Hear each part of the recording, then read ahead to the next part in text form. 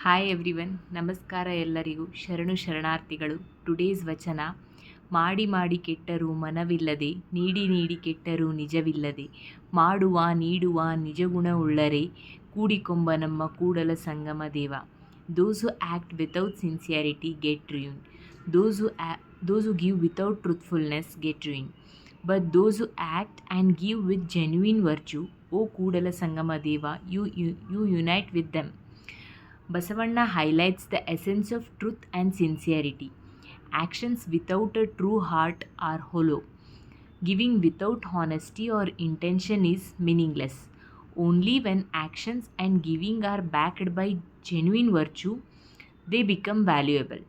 Such people who live with the true qualities are blessed by the divine. Give with the truth, God smiles at you. Thank you.